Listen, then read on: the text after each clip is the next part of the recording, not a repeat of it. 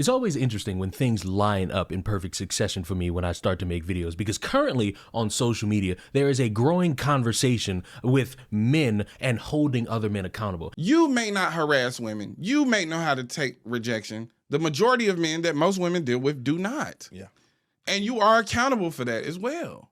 Because I don't got time to figure out which white people are nice, which white people aren't racist, or da-da-da-da-da. I have to go on the actions of the group. Right. The group as a whole and the history of that group as a whole tells me that they are a danger to me and they are not to be trusted. Right.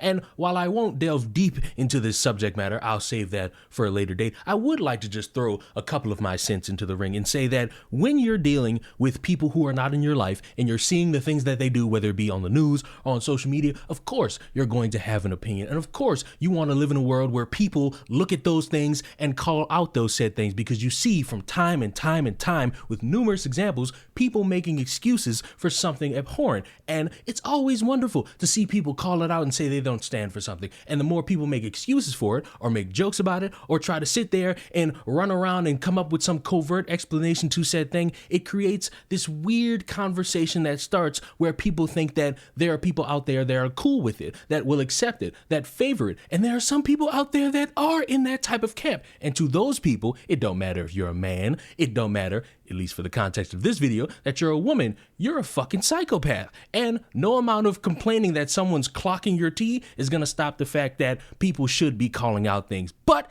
there's a caveat to that, which is a bunch of people online are going to say that you're pandering or call you a coon because they don't know how to actually critique a point, but they do know how to bitch and moan. Even though I said I'd talk about this at a later date, I would like to just throw in one tasty nugget for people to think about. You just heard that man in reference to speaking about men and how people think about the group, or how he has to think about the entirety of the group. Isn't it interesting that people, at least on social media, have heard this man say this and they've clapped like seals about it? But if I were to sit here and say the words black fatigue, a lot of these people all of a sudden don't want to be lumped in and grouped together. I want y'all to think about that, and I'll come back to this topic in another video. But I said we were going to deal with that at a later time. Today, I would just like to say at a public decree that I love all of the women in my life, my friends, my best friend, my confidants, all of these individuals who are in my life. I care about them deeply and I want to see them happy, and I can't wait for the day that they make me their maid of honor at all of their weddings. But I would just like to make a public decree to all of the women who I'm friends with. If I've ever made a very mean joke towards you, I just hope that you would walk to me and say, that was not really something I could jive with. Could you not make that joke when I'm around? And I'll respectfully say, yeah, when you're not around, I won't make these types of jokes. You know why? Because I respect you, and I respect the fact that you respect me to address this to me like grown adults. What I hope you never do, if I make a joke that is offensive to you in some way, I hope you don't burn me and throw gasoline on my entire body, lighting me on fire, because that's what happened to a man who made a misogynistic remark at a woman's party. An Australian woman has been sentenced to 7.5 years in prison for setting her friend on fire following a night of heavy partying after he allegedly said a misogynistic comment to her.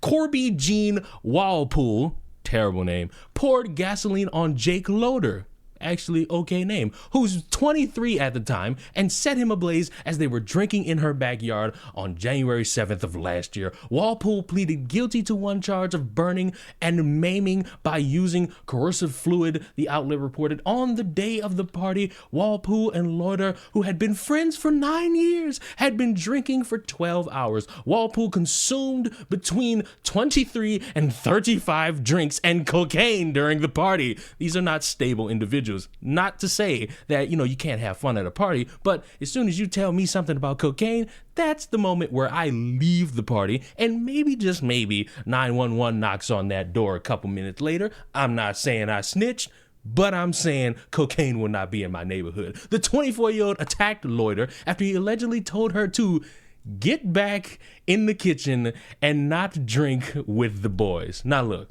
I'm going to say something controversial. I know that in a world where people like to pander to specific groups to make them feel safe and maybe get a little bit of money out of them, it's lucrative to always have the drastic hot take. But I'm going to do it. I'm going to have a hot take.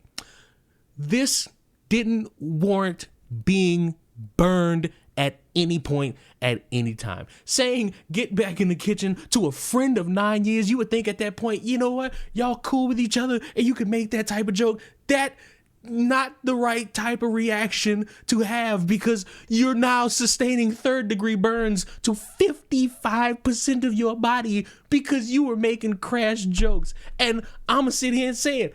I've said worse, and the worst any of the women in my life have done to me in response is probably kick me in the kneecap, and I'm strong enough to withstand that. There's nothing that has gone on that would ever have somebody think to themselves, all right, because I'm drunk, I'm not in my right mind, let me pour gasoline on you. Where the fuck did you get gasoline on hand? In court, Lloyd's friends heard him screaming and tried to put out the flames with a dog bed, and then he was thrown into the pool. Walpole stood watching and saying, what the fuck have I done? And he told me to do it. Which is crazy, because while people will maybe sit there and say that, yeah, this occurred, but you have to factor in the alcohol, that makes it worse. Because I don't mean to sound like any of your mothers, but if your friend jumped off of a bridge and told you to join him, would you do it? I would hope the answer is no matter how much your bond is with your friend. And when someone's looking at you, even in a drunken state of both of you, and saying, burn me alive,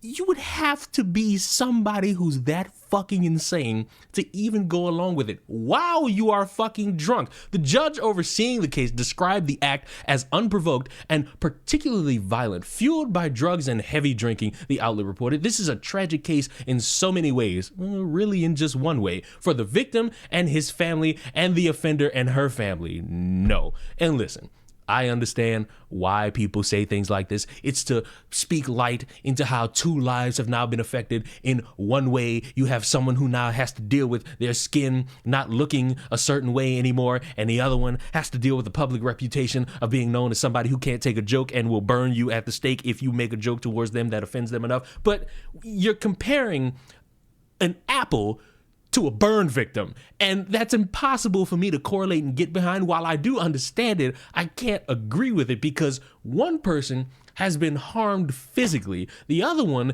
is going to be a part of Orange and the New Black, and I can't sit here and say that, yeah, these two things create this great dynamic of two sides in being in a tragic case. And it's like, no, not even fucking close. To me, the funniest part about the whole thing is that if you find another article about this, you get further quotes from Walpole about this, and I just found this to be funny. To this day, I feel horrible, remorseful, guilty for what I have done to Jake. Okay, that's pretty cool. Not only Jake, but his family, his loved ones, his mutual friends, anyone who has been impacted in this entire case, she said. And in her next breath, I find it very hard to believe the injuries that were caused was from my doing. I would do anything to go back in time. Madam, those are two contradicting statements. You want to go back in time to fix a problem that you caused because you, in a drunken state off of that cocaina, can't take a damn joke, but also you find it hard to believe that his injuries were your fault. No one deserves